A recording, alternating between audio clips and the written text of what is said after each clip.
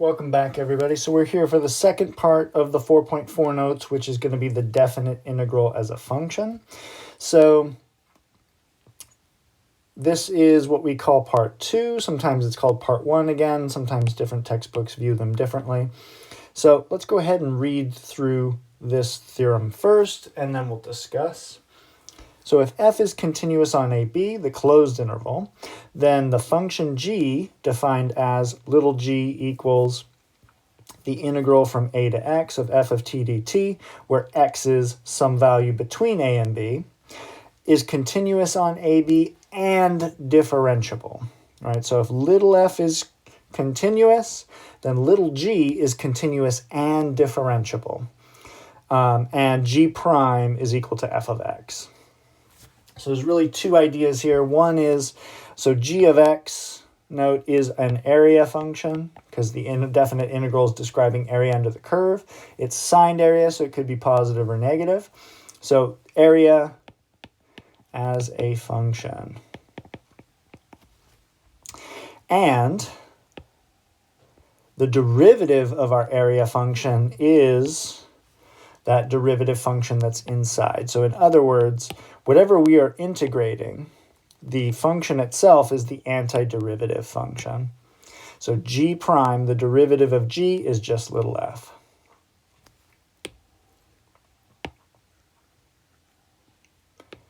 So if we look at our picture on the right here, this is one representation of it. So you could imagine x being this little slider that can move along the interval a to b. And as you move it in any given direction, it will increase or decrease continuously. So every area value that exists will be represented by the total given number of values that x can take on.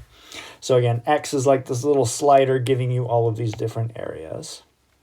So another way of saying this, if we think of that first fundamental theorem of calculus, is that the derivative with respect to x of our integral from a to x of f of t dt, this derivative is also the derivative of our first part of the fundamental theorem. Whoops. All right. So note the integral is simply equal to the antiderivative evaluated at both endpoints. But note f of a is just a number. That's just going to be a numerical value, some constant. So when we take the derivative of a constant, we get 0, right? So this is going to become 0 when we differentiate it. And then the derivative of capital F is simply little f of x.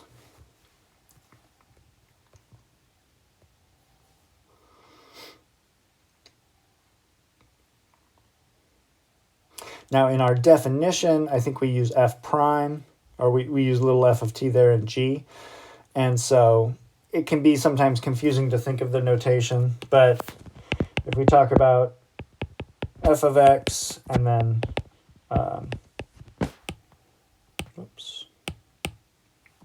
capital F prime of x as little f of x, that's the same as if we said f of x is the derivative of little f of x.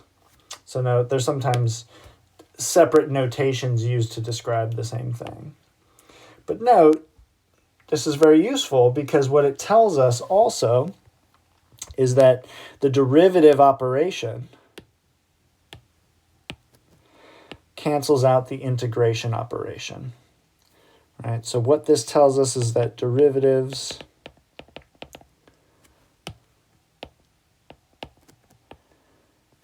and integration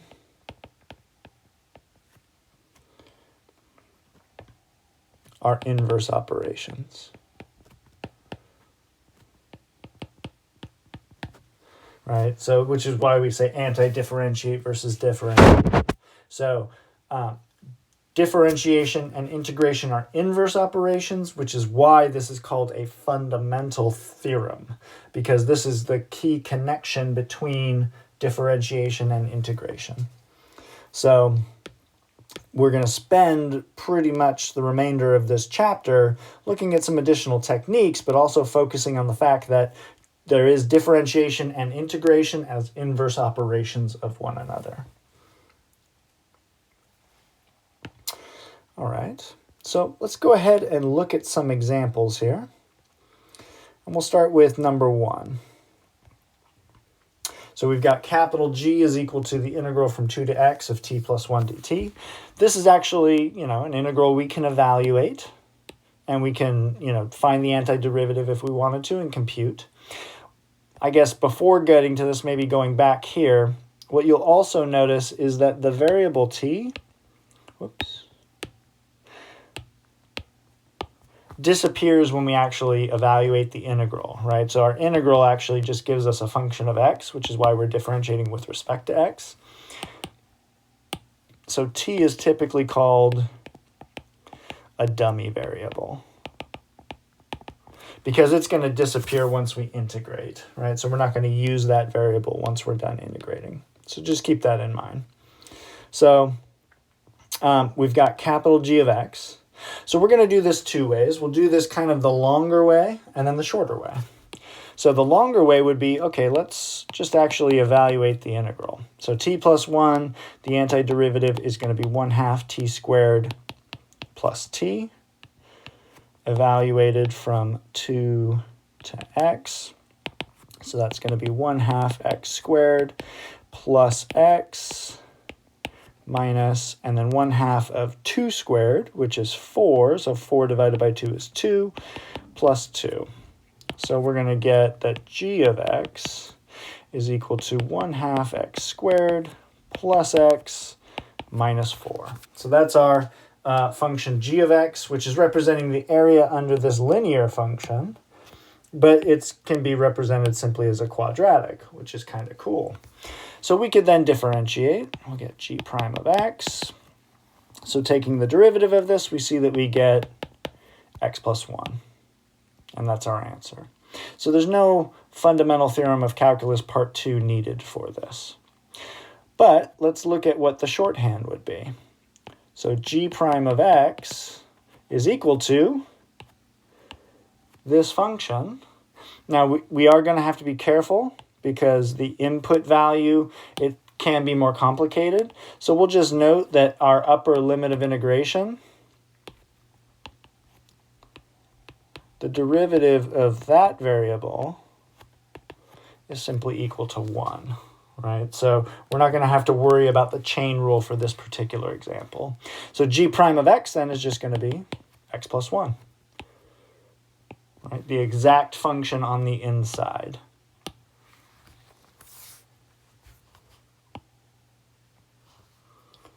So again, the work on the left here is not necessary because the fundamental theorem gives us that value directly.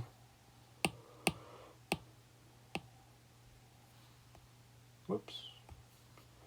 And more importantly, if we look at, say, example 2, it allows us to work with functions that we don't know the antiderivative to.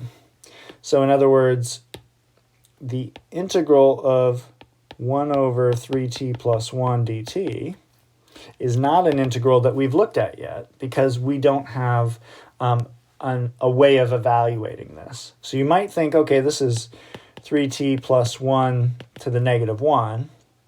So if I go backwards, I'll get, 3t plus 1 to the 0, which means it equals 1.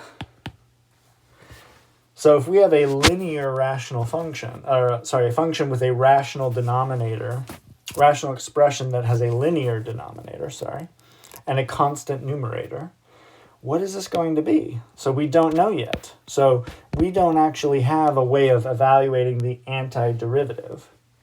But if we're interested in finding the derivative of the function itself, we don't need to know the antiderivative, which is really nice. So we can still describe the increasing and decreasing behavior of this function, concavity, everything like that, without actually even knowing what it looks like algebraically computed outward with antiderivatives. So let's take a look at what this is going to look like. We'll start again with kind of the long process. and then we'll look at the shorter process. So we'll just note that this guy inside of here, remember, is h prime of x, right? So whatever the function inside is, so h prime is really 1 over 3t plus 1, whoops, sorry, h prime of t.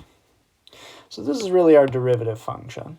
But let's say that we want to kind of go the long route. So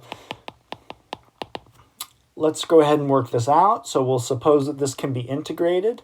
And let's suppose that the integral of this is what we call, I don't know, capital F of x squared minus f of 1, let's say. Right? So we know by the fundamental theorem of calculus that this is going to be computable in some way because we've got a continuous function on this interval. It's not going to be undefined because our vertical asymptote for this function is at negative 1/3. So we're good. So we'll let capital F be our antiderivative, whatever it is, since we don't actually know what it is.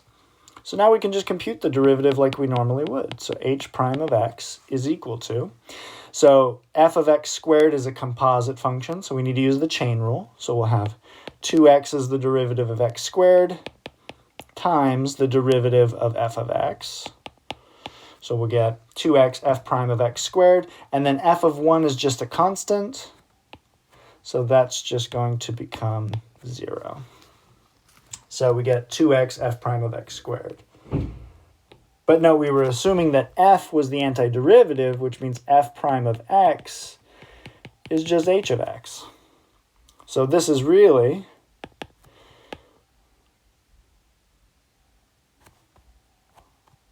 h of x, h prime of x, which was this guy. So that's going to be 2x times 1 over 3. Now instead of t, we're evaluating at x squared, so we get x squared plus 1. So our answer is going to equal 2x over 3x squared plus 1. And again, this is kind of the longer route where we're saying, let this be our antiderivative. Okay, so what would the shorter look like? Well, the shorter would just say that the derivative of this is going to be the derivative of our variable quantity up here. So again, we'll note that the derivative of x squared is just 2x times this function evaluated at x squared. So this is just going to equal 2x times 1 over 3 times x squared plus 1. So we could go directly to it. We don't need to do this kind of preliminary work with the fundamental theorem part 1. Again, if you want to do that to kind of start, that's perfectly fine. But what you'll get is that those are our derivatives. And they're going to be equivalent to each other. So for the AP course, 1 and 2 are going to be your typical examples. So 2 is going to have a composite limit on the top. And then for number 1, it's going to be the simplest, just x limit on the top. But I do want to look at number 3. What would happen if we had 2 variables? So a variable lower limit and a variable upper limit. So let's go ahead and take a look at that. So we've got capital K of x is equal to the integral from x squared to x to the 4th of sine v dv. So our domain is, a variable domain kind of everywhere. It can be any set of values. But that's okay because sine is differentiable and continuous everywhere. So if I'm looking at this function, again, we can kind of go the long route.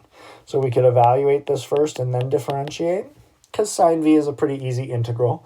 So the integral of sine is going to be negative cosine of v, evaluated at x squared next to the 4th.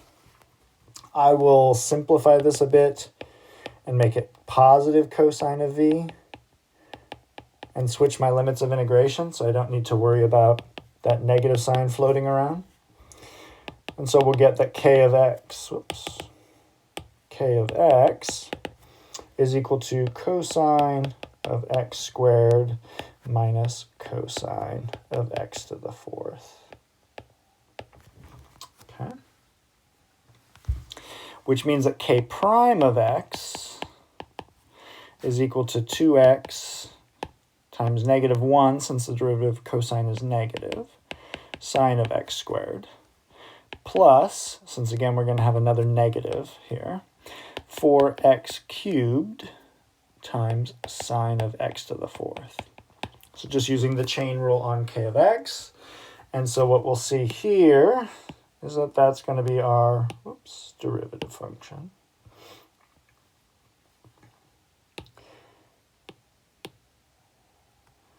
And note that the only difference here is that instead of this being a constant that goes to 0, we have just another variable quantity. So it's really going to be f of b minus f of a and then differentiated. So the shorthand of this then would be that the derivative of this is going to be 4x cubed sine of x to the 4th, my top limit differentiated, minus my bottom limit differentiated, which you'll see is exactly the same, right? I've just switched the order of the terms. So again, you could go straight to this answer because of the fundamental theorem of calculus. So for the 4.4 homework, it's really going to be practicing that first part and then the second part of computing the derivative function of an integral defined function. And again, I've used t twice and I've used v. Those inner variables for our integrals when we're treating them as functions are just dummy variables. So the v and the t don't really matter. You could use w, theta, any other variable you want, but you just don't duplicate the x because then it kind of confuses what your domains are going to be. All right, so that's our second part. So let's look at some applicational interpretations. So the first is that the definite integral can be thought of as the net change or total change, which could be displacement, or it just could be a change in general of a quantity depending on the scenario that we are in. So if v of t is the velocity of a particle at time t, then the integral from a to b of v of t dt is equal to the displacement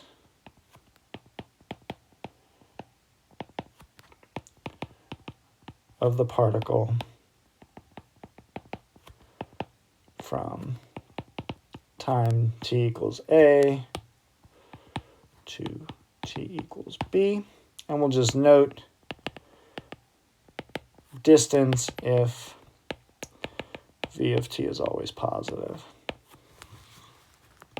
So if we're always positive, it's also distance, but only if our velocity is always positive. So if it's not always positive, then it will be displacement.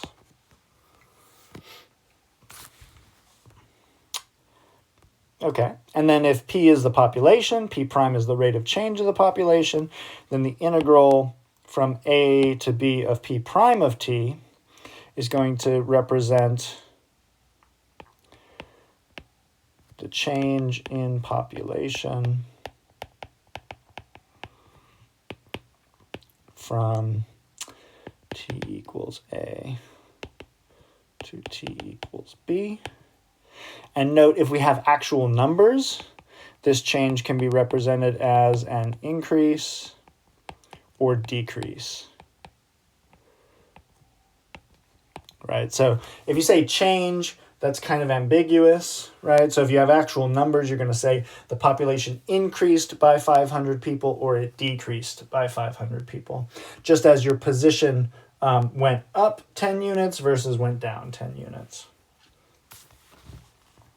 And this is going to be a very key style of question that you're going to see on the AP exam, is these net change problems. All right. So again, as I just mentioned, displacement versus distance. So if we have this velocity function given over here, we can see that we have positive velocity as well as a negative velocity. So we can find the displacement of a particle, in this case from t1 to t2, just by integrating the velocity. But we can find the total distance traveled by using the integral from t1 to t2 of the absolute value of the velocity or the speed, right? So the absolute value of this is just going to be a2 as a positive number. So the way that you're going to do this is, if you don't have, say, a calculator, you're going to want to find all of the zeros of your velocity function. So let's add in some numbers here. Let's say this is t3 and t4. So the way that we would calculate this then is that the total distance, the absolute value, is going to be the integral of the positive areas. So we'll have t1 to t3 of v of t dt plus the integral from t4 to t2 of v of t dt. So again, using those 2 points that we've labeled on our graph here. And then we're going to add the opposite of the integral from t3 to t4 of v of t dt, or just subtract in general. So we'll just note this will typically just be a subtraction in general. So the areas that you know are positive, you can evaluate as normal. The area that is negative, you're going to change the sign to positive. So this is what it'll look like when you actually do the calculation. And position, velocity, acceleration problems, of course, are a big standard for the AP. So you're going to see these questions quite a bit. We saw total distance when we did derivatives as well. So if we had the information about our position function, we could also use where our zeros were located. So the zeros of our position function were also important for finding distance, but actually this integration process is going to be faster in most cases. All right, so let's go ahead and take a look at an example here. So we want to find the total displacement and distance traveled for our function v of t equals 3t minus 5 from 0 to 3. So I think the first thing we can note here is what our graph looks like. So 3t minus 5 from 0 to 3. So 0, 1, 2, and 3. So 3t minus 5 means we're going to start at negative 5. And then at 1, we'll be at negative 2. Maybe we'll use a different color here. At 2, we're going to be at 1. And then at 3, we'll be at 4.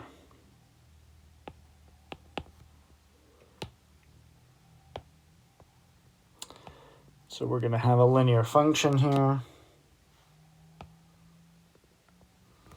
So it's kind of straight. And we can see that by our picture here and just by the equation. So again, this is velocity versus time. This is going to be at 5/3, right? Which is when v of t is equal to 0. So those values will be easy to find algebraically if you have the graph, if you have the equation. So t equals 5/3 is where we change sign. So then we can see here that we're going to be interested in the areas between those two. And for this problem, actually, you could just do geometry. You wouldn't even have to do a calculation using antiderivatives. So if geometry applies, especially if you have like linear functions, use geometry because it's just so much faster. But let's go ahead and suppose that we are going to use the fundamental theorem in order to evaluate. So we'll start with displacement. So displacement is just going to be the integral from 0 to 3 of velocity. And so we're just going to integrate as is. So we'll have 3/2 t squared minus 5t evaluated from 0 to 3. And so we'll get 3/2 of 9 minus 15, it looks like. Minus, and then at 0, we're just going to have 0. So it looks like we're going to end up with 27 over 2 minus 30 over 2, which is negative 3/2. So the particle is moving downward by 1.5 units.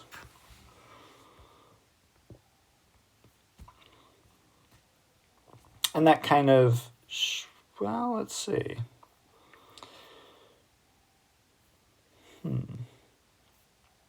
So my picture's definitely not drawn to scale. Yeah, so it might be good maybe to look at like a Desmos graph here. So clearly this graph on the left, this area should be bigger. So definitely don't assume that unless your picture is drawn to scale, it will be the exact value. All right, so find the total distance traveled then. So for total distance traveled on the interval, that is going to equal the integral from 0 to 3 of the absolute value of 3t minus 5 dt.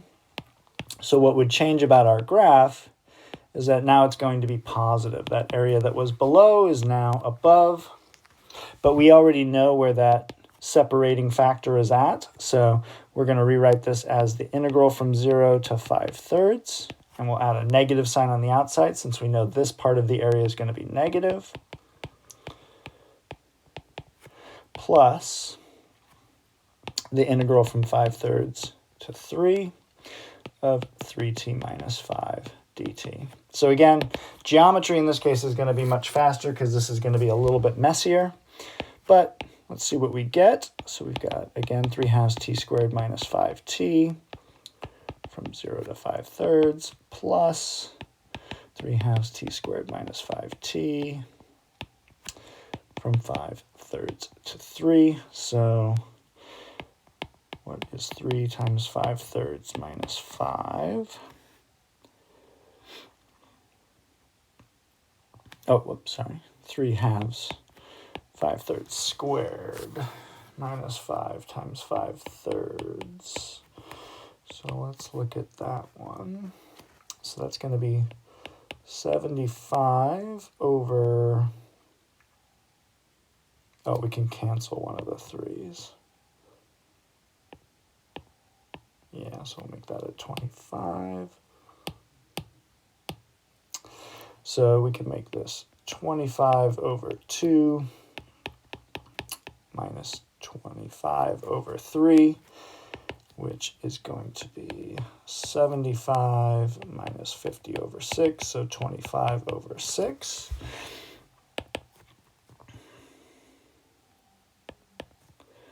So this is going to be, let's see,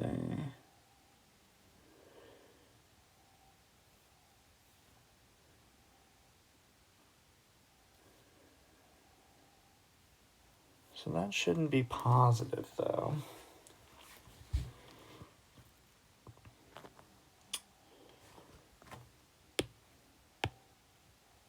So let's double check this.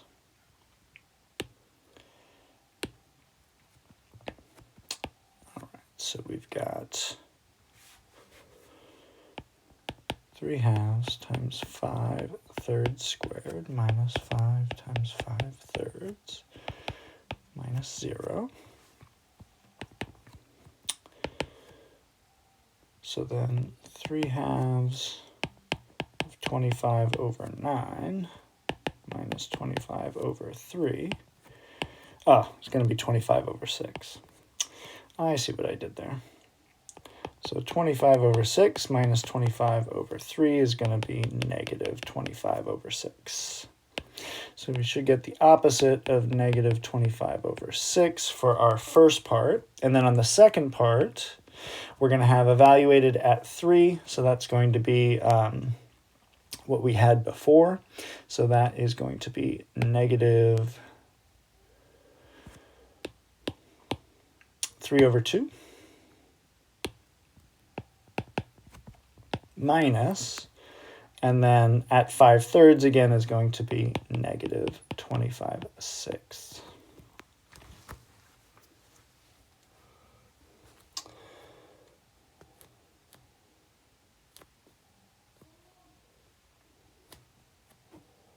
So then we'll get the opposite of negative 25/6 minus, let's see, minus 3/2 and then plus 25/6. So we're going to add both of those 25/6's. So we'll get 50/6 minus, and then 3/2 is going to be 9/6.